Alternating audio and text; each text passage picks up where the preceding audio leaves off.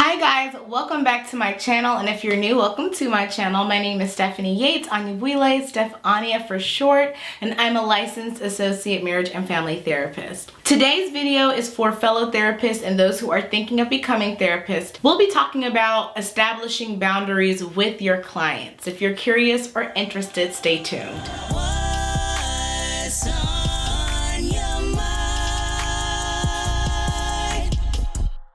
Okay, so the reason I'm doing this video is because if you watch my MFT frequently asked questions video, one of the questions that I got was about if I ever had a client overstep my boundaries. And I thought that would be a useful thing to talk about a bit more in depth in terms of how to know what things to think about when you're thinking about what boundaries you want to create. It's a really important thing to think about, especially when you're new in therapy, because it can feel like you need to just say yes to everything, but in actuality, establishing boundaries protects your clients as well as yourself. It can make sure that the relationship stays intact, and it also can ensure that you don't feel completely burnt out as a therapist. I do already have a video on therapist burnout, and there's a little bit of a different focus there. This video will really just be asking questions for you to consider as you decide what boundaries make the most sense for you as a clinician. So the first thing I would say is think about what's allowed in session. We often like to think of therapy rooms as a completely safe space where you're able to allow a client to process or say anything at all in that space. But the reality is that we are human beings too. There are things that could be said that would be triggering or hurtful to us as human beings, and sometimes I think therapists feel like they don't have a right to have those feelings, but it can actually get in the way of the work that you need to do with the client. So it is important to check in with yourself on when someone is saying or doing things in session that are not comfortable for you. So I'll give you some examples. I have some colleagues who have shared that they feel very uncomfortable when their clients go into great depth about their sex life, particularly if it's a client of the other sex. They don't feel comfortable hearing about oral sex and other aspects that could feel very intimate or feel possibly graphic. And really a lot of that is tied back to the therapist's own experiences and maybe some trauma that they've experienced, where being in the same space with someone who's being so open and vocal about their sexual experiences would make them uncomfortable. For me, a client talking about sex, I'm totally comfortable with that. Really any facet of it doesn't bother me at all, but for another therapist, that might be something that they need to talk about in supervision, or maybe even to talk about with their client if their supervisor or higher ups would advise them to do so. Creating what words are okay to use, for example. Maybe there are certain words that the client is using as they discuss sex that make the therapist really uncomfortable and unable to focus in on why the client is talking about that, and instead focusing on what they're saying. There may be some derogatory terms that your clients use. I've had clients of other races use the N-word in front of me, and it did make me a bit uncomfortable, and I remember bringing it up in supervision, and my supervisor basically said, it's not your job to feel disrespected by a client. That's not your job, and there are some times where you're going to have to vocalize that if you feel that this is something that is helpful in their treatment process. And with that client, they were constantly talking about difficulties with being able to connect with people or feeling too abrasive. And so that was a good opportunity to share a line that had been crossed, but it was very uncomfortable to do it.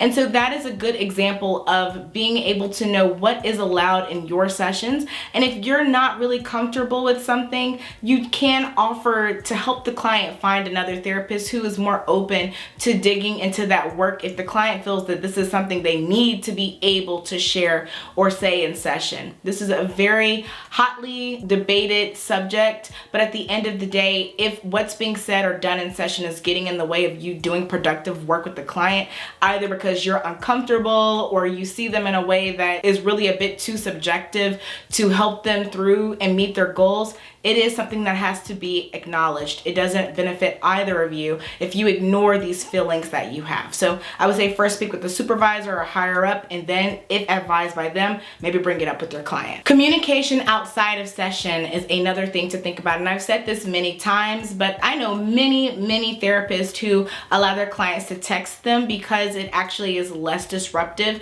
than the client calling them. For me, I don't allow my clients to text me, or I definitely don't encourage or promote that means of communication.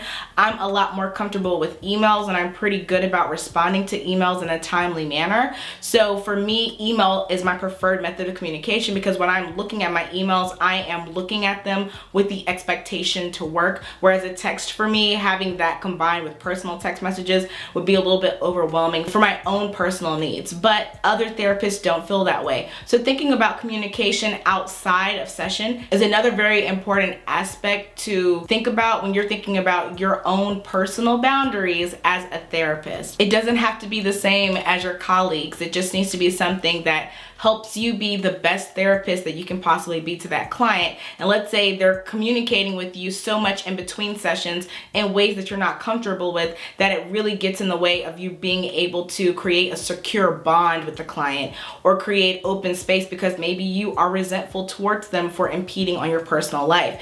That is not a good place to be in. So again, being able to communicate with your client what your expectations are for something even as simple as communication outside of session is a very important thing for you to consider. Here's the big one. How do you handle no-shows, late cancellations, showing up late to a session?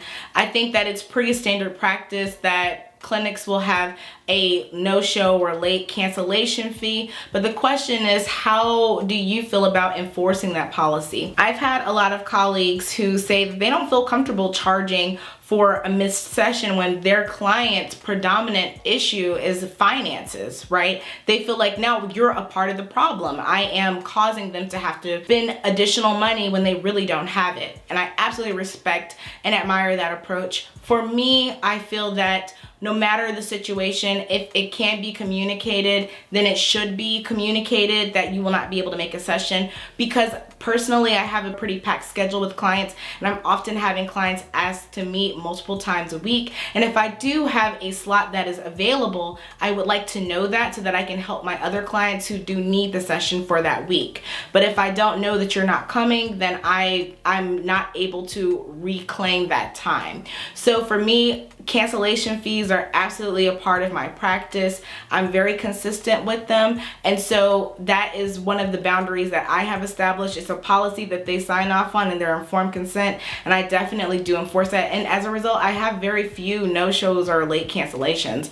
My clients, for the most part, they do what they have to do to make sure they show up to the session or communicate with me that they won't be able to make it in a good amount of time. Now, when we talk about having a multi-person client, whether it be a couple or a family, a really important boundary for you to establish is around your secrecy policy. Because what will happen oftentimes, especially if you have to separate them for, some individual sessions, they'll share things with you that they want you to know, but they aren't comfortable letting the family or their spouse partner know. And it's completely up to the therapist how they go about handling that. As we talked about in the ethical violations video, confidentiality is very important, but it's kind of tricky when the client is more than one person. And so one thing you want to think about is, what is your secrecy policy? I would advise, based on my own experience, not to allow for secrets. And so what I'll tell my clients in the very beginning, in the first session, is that I do have a secrecy policy that I will not hold a secret for you. If you share something with me that you are not comfortable yet to share with your partner, I will work with you on how to communicate that to them. But I do not want to be in the position of withholding information from my client, because essentially you're both my client. I view you as one entity. And for me and you to know information that your partner or your family doesn't know, it could actually really get in the way of the healing process, because in a way I am betraying them.